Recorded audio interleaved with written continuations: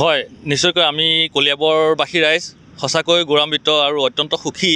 কিয়নো কালি আপোনালোকে গম পাইছেই, আমাৰ দেশৰ প্ৰধানমন্ত্ৰীগৰাকী নিজে আহি তেখেত আহি ইয়াত এলিভেটেড কৰিডৰ আধাৰশিলা স্থাপন কৰিলে।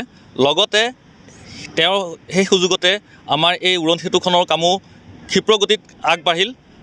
আৰু আজি তাৰ বাবে আমি আপোনালোকে দেখিছে পৰীক্ষণমূলকভাৱে এই উৰণ সেতুখনৰ কাম আৰম্ভ কৰিছে। ইতিমধ্যে গাড়ী চলাচল কৰিছে। হয়, আমি ইতিমধ্যে যথেষ্ট 10 বছৰ প্ৰায় যদিও কষ্ট ভোগ কৰিলোঁ, কিন্তু এতিয়া আমি এই নিৰ্মাণ সম্পূৰ্ণ হৈ উঠাৰ বাবে আমি অত্যন্ত সুখী হৈছোঁ।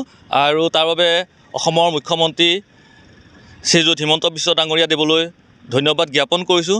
তেখেতে ক্ষিপ্ৰতাৰে এই বিষয়টো বিবেচনা কৰাৰ বাবে আমি আন্তৰিক কৃতজ্ঞতা জ্ঞাপন কৰিছোঁ। আৰু লগতে ইয়াৰ পূৰ্বেও এটি প্ৰতিষ্ঠানে কাম কৰিছিলে। সেই প্ৰতিষ্ঠানৰ কৰ্মৰত বহুখিনি শ্ৰমিকৰ মজুৰি লাভ কৰা নাছিলে, কিন্তু চৰকাৰৰ সহায় সহযোগিতাৰ ফলস্বৰূপে তেওঁলোকে মজুৰি লাভ কৰিলে। আৰু তাৰপিছত এতিয়া নতুন প্ৰতিষ্ঠানটিয়ে এই কামভাগ কৰিছে আৰু তেওঁলোকে অতি গুণগতভাৱে গুণসম্পন্ন কাম কৰিছে। ইতিমধ্যে আপোনালোকে দেখিছে ৰাস্তাৰ পথৰ নিৰ্মাণ কাৰ্য। গতিকে তাৰ বাবে আমি সঁচাকৈ সুখী। ইয়াৰ ফলস্বৰূপে যথেষ্ট লোক উপকৃত হ'ব। এইফালেদি যিসকল ছাত্ৰ ছাত্ৰী বৃদ্ধ ব্যক্তি অহা যোৱা কৰে তেওঁলোকেও ইয়াৰ ফল ভোগ কৰিব, তেওঁলোকে সুবিধা লাভ কৰিব। গতিকে আমি বিজেপি নেতৃত্বাধীন চৰকাৰখনলৈ আন্তৰিক ধন্যবাদ জ্ঞাপন কৰিছোঁ। এনেধৰণেই যাতে অসমৰ উন্নয়নৰ কাম কাজবিলাক অধিক ত্বৰান্বিত হওক তেখেতসকললৈ শুভকামনা যাচিছোঁ।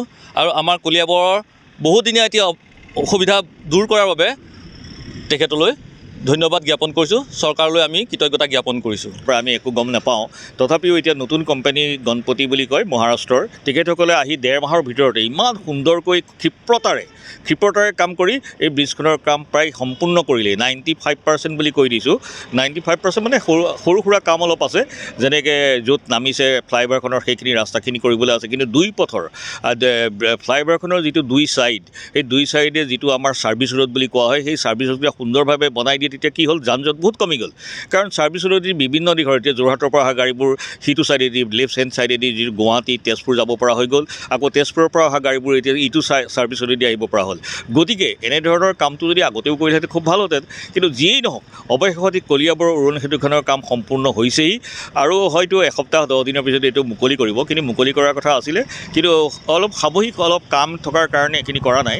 কিন্তু অৱশেষত আমি কলিয়াবৰবাসীৰ লগতে আমি সকলোৱেই উৎসাহিত হৈছোঁ আৰু আমি চৰকাৰক ধন্যবাদ জনাইছোঁ, কোম্পানীকো ধন্যবাদ জনাইছোঁ যে অৱশেষত এই কলিয়াবৰৰ উৰণ সেতুখনৰ কাম সম্পূৰ্ণ হ'ল।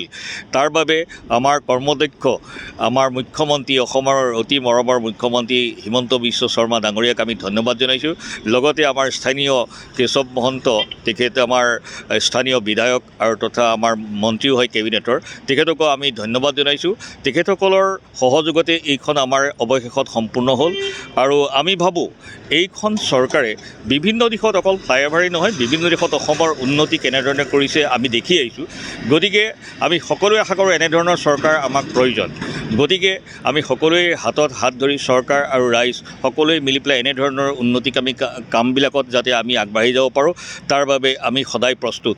আৰু অৱশেষত আমাৰ এই নতুন বছৰতে আমাৰ ভাৰতৰ মাননীয় প্ৰধানমন্ত্ৰী মোদী ডাঙৰীয়া তেখেত আহি পেলাই কলিয়াবৰত আমাৰ যিখন এতিয়া নতুনকৈ উৰণ সেতু আমাৰ এলিভেটেড কৰিডৰ বুলি কোৱা হৈছে, কাজিৰঙাৰ যিখিনি আমাৰ বন্যপ্ৰাণী ৰক্ষাৰ কাৰণে বা তেখেতসকলৰ এই বন্যপ্ৰাণীৰ কাৰণে যিবিলাক এতিয়া নতুন প্ৰজেক্ট লৈছে, যিখন আমাৰ এলিভেটেড, আমি প্ৰধানমন্ত্ৰী ডাঙৰীয়াক এই সুযোগতে আমি ধন্যবাদ জনাইছোঁ।